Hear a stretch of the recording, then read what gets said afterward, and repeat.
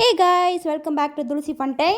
இன்றைக்கி மோட்டர் எடுத்துகிட்டு தண்ணி பிடிச்சிட்டு கண்ணுக்குட்டிக்கு தண்ணி கட்டலான்னு மோட்டர் எடுத்துடலான்னு போனேன். இதை திறக்கிறதுக்கே நான் 10 நாள் சாப்பிடணும் போல். எப்படியோ கஷ்டப்பட்டு திறந்தாச்சு. திறந்து மோட்டர் எடுத்து விட்டு தண்ணி பிடிக்க ஓடிட்டேன். மோட்டர் எடுத்து விடுற அளவுக்கு இருந்த அறிவு வந்து தண்ணி பிடிக்கிறதுக்கோசரம் பைப்பு திறக்கணுன்ற அறிவு எனக்கு இல்லாமல் போயிடுச்சு. எடுத்து விட்ற மோட்டரை திருப்பி நிறுத்திட்டு அந்த பைப்பு திறக்க வந்துட்டேன். இந்த பைப்பை திறக்கணுனாலே நான் 1002 பாடுபட வேண்டியதாக இருக்குது. எப்படியோ பைப்பு திறந்துட்டு போய் மோட்டர் எடுத்து விட்டு கொடுக்குன்னு ஓடியான்ட்டேன். இப்போ தண்ணி வர ப்ரெஷரில் கேமரா அடிச்சுட்டு ஓடிடுச்சுன்னா என்ன பண்ணுறது?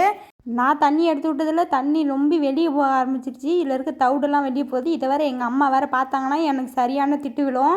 அப்புறம் போய் கண்ணுட்டி ஓட்டிகிட்டு வந்தேன். கண்ணுட்டி ஓட்டி வந்துட்டு நான் மட்டும் கேமரா வச்சுட்டு போயிட்டேன். இந்த கண்ணுட்டி வேறு அந்த கேமரா பார்த்துட்டு என்ன பயப்படுத்து பாருங்க.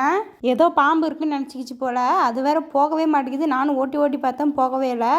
அப்புறம் இன்னொரு கண்ணுட்டி இருந்தது, அது வந்து பயப்படாமல் போயிடுச்சு. ஏன்னா அது கேமரா வந்து பார்க்கவே கிடையாது.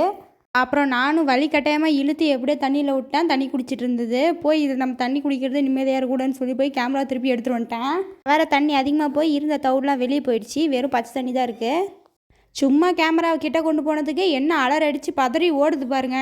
கண்ணுக்குட்டி கட்டுறதை வீடியோ எடுக்கலான்னு பார்த்தா இன்னொருத்தங்க வேறு கேமரா மூந்து பார்த்துட்டு இருக்காங்க, ஏதோ சாப்பிட்ற பொருள்னு நினச்சிட்டு. சரி பயப்படுத்துகிற வரைக்கும் போகுதுன்னு சொல்லி பில்லி போட்டால் பிள்ளை கூட தின்னாமல் இந்த ஃபோனையே தான் வச்சுக்கன்னு வாங்காமல் பார்த்துட்ருக்கு.